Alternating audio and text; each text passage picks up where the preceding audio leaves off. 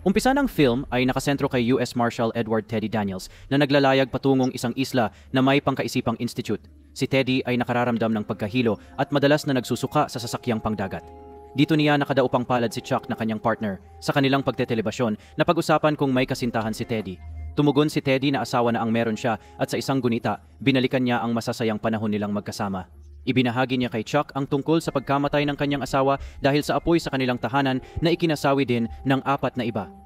Sinabi ni Teddy kay Chuck na patungo sila sa isang pasilidad para sa mga kriminal na baliw. Pagdating doon, sinalubong sila ni Deputy Warden McPherson na nagpilit sa mga marshal na iwan ang kanilang mga baril sa seguridad bago pumunta sa mental na pasilidad. Napansin nila na ang mga seguridad ay kaunti ang tiwala at sila ay nakaalerto pagdating nila. Sinabi ni McPherson sa kanila na may 3 pabahay, Ward A para sa mga lalaking pasyente at Ward B para sa mga babae at ang Ward C ay isang espesyal na pabahay para sa mga di nagsisising kriminado. Itinuring nila ang lugar na tabu para sa mga marshal at kinailangan nilang ipaubaya ang kanilang mga sandata na kahit may pag-aatubili ay sinunod nila bago makipag-ugnayan sa doktor ng institusyon, si Dr. John Cowley. Sinabi ni McPherson sa kanila na naiiba ang kanilang ospital sa mga tradisyonal na ospital ng may mga sakit sa isip. Inihainganghal niya ang pagsulong ng ospital sa ilalim ng pamamahala ni Dr. Cowley. Pagpasok sa pasilidad, napuna ni Teddy ang ilang pasyenteng kakaiba ang mga ikinikilos. May nakita rin siyang isang matandang babaeng tila nagbibigay senyas ng pagiging tahimik. Nakilala nila si Dr. Cowley sa loob na nagpaliwanag na mayroon silang pasyenteng tumakas noong digmaan at siya ay isang byuda na nalunod sa tubig ang kanyang 3 anak. Isa-isa. Si Rachel Solando, ang pasyente, ay nalunod ang kanyang mga anak, nilagay ang kanilang mga bangkay sa mesa ng kusina at patuloy na kumain kasama sila sa buong pananatili niya sa pasilidad. Hindi siya kailanman naniwala na patay na ang kanyang mga anak at hindi niya tinanggap na siya ay nasa isang pasilidad. Gumawa siya ng sarili niyang mundo at itinuring niyang lahat ng manggagawa sa pasilidad ay bahagi nito. Bilang mga alalay, nakaranas si Teddy ng mga nagbabalik na alaala nang bigla siyang nakadama ng kirot ng ulo at naghanap ng lunas kay Callie. Nagpunta sila sa kwarto ni Rachel para hanapin ang mga bakas ng kanyang kinaroroonan. Nakita nila ang sapatos ni Rachel doon at ang mga pinto't bintana ay walang sira. Natuklasan ni Teddy ang isang sulat ni Rachel na nagtataglay ng enigmatikong mensahe na The Law of 4 at 67 na ikinashock nila. Sinuyod niya ang posibleng landasin na dinaanan ni Rachel palabas ng ospital. Hinanap niya ang detalye ng mga tauhan, ngunit hindi ibinigay ni Cowley ang impormasyon. Nagtipon sila para sa isang pagpupulong kasama ang mga staff matapos ang hapunan. Sa meeting, nalaman ni Teddy mula kay Glenn ang nakaduty kay Rachel nang maglaho ito na may pagbisita ito sa CR bago ang kanyang pagtakas. Inusisa ni Teddy ang anumang hindi pangkaraniwang inasal ni Rachel sa kanyang huling therapy session. Natuklasan niyang si Dr. Sheehan, ang pangunahing terapista ni Rachel, ay nasa leave. Hiniling ni Teddy na makipag-ugnayan sa doktor, ngunit pumipigil ang bagyo sa kanilang tawag. Dinala sila ni Dr. Cowley sa kanyang kasamahan, Dr. Nearing. Nasa silid, binalikan ni Teddy ang kanyang mga karanasan sa digmaan, kasama ang mga palagiang pagsagi sa isip ng alaala ng kanyang yumaong asawa. Nagtanong sila kay Nearing para sa mga record ng staff, pero tumanggi ito ng mariin.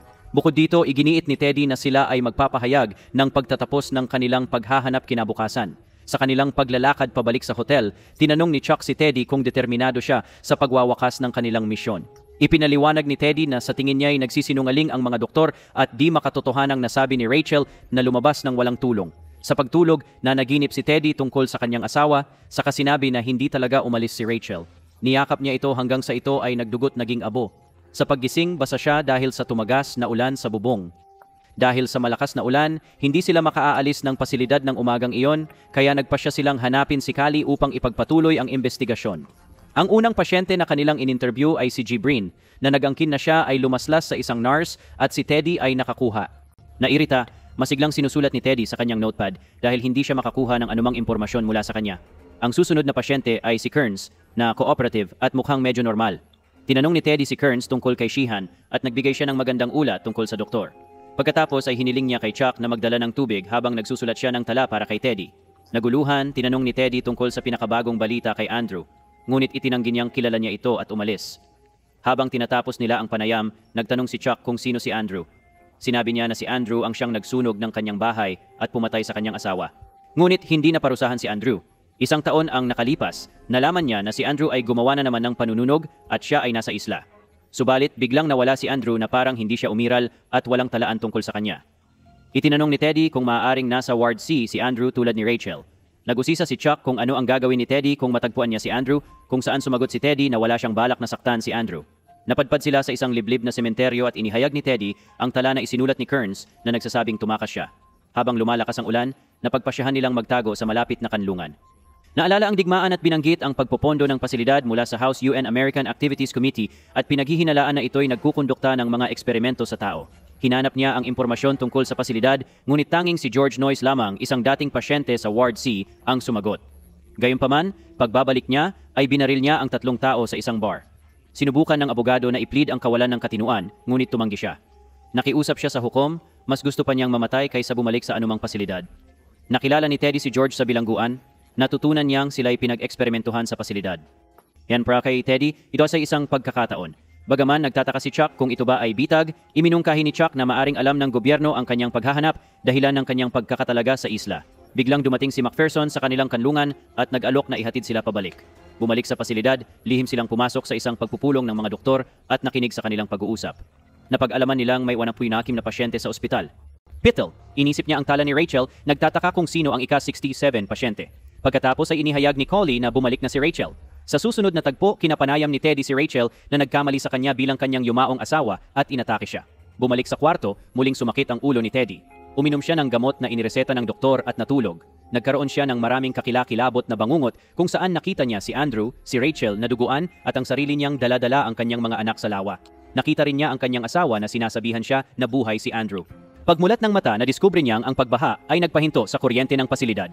Sa puntong iyon, nagmungkahi si Chuck na gamitin ang pagkakataon para tuklasin ang Ward C at nagdesisyon silang magtungo roon. Pagdating doon, sinalakay si Teddy ng isang pasyente. Sa swerte, nagawa niyang malampasan ang pasyente at inakay ni Chuck ang pasyente papuntang infirmary. Habang tinatahak ang Ward C, nakasalubong ni Teddy ang iba pang mga pasyente kabilang si George Noyes. Inusisa ni George si Teddy tungkol sa kanyang pagkapiit at tinanong kung talagang mapagkakatiwalaan niya si Chuck. Natanaw ni Teddy ang isang guni-guni ng kanyang asawa, ngunit maigting na hinimok ni George na isang tabi ito at tuklasin ang katotohanan. Bago umalis, pinayuhan siya ni George na pumunta sa parola para hanapin si Andrew. Dumating si Chuck hindi nagtagal at nagduda si Teddy sa kanya. Inakusahan niya si Chuck na nais siyang tradorin at inihayag niyang gusto niyang bisitahin ang parola mag-isa. Natagpuan niya ang isang kuwebang puno ng mga daga at nakita niya ang isang babae doon. Nakilala niya ito bilang tunay na Rachel na nagsasabing hindi siya kailanman ikinasal o nagkaroon ng anak. Sa halip, siya ay dating doktor sa isla. Nakita niya ang pagmamanipula nila sa utak ng pasyente sa isla at tinutulan ito. Subalit, tinagurian siyang baliw. Inihayag niya kay Teddy na hindi siya makakalabas at tinanong kung tumanggap siya ng gamot mula kay Callie na sinang-ayunan niya. Dinagdag pa niya, pagsasamantalahan nila ang kanyang mga trauma, tinuturing siyang isang pasyente. Ibinunyag niya ang mga gawain sa lighthouse at kung paano nila sinasaliksik ang utak ng tao, pinipilit na hindi na siya makalalabas dahil sa pagsakop ng pasilidad sa lahat ng ferry.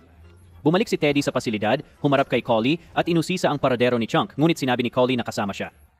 Sa kalaunan, naglibot si Teddy sa gusali habang umiiyak, tinangkang patahimikin siya ngunit hindi ito umubra.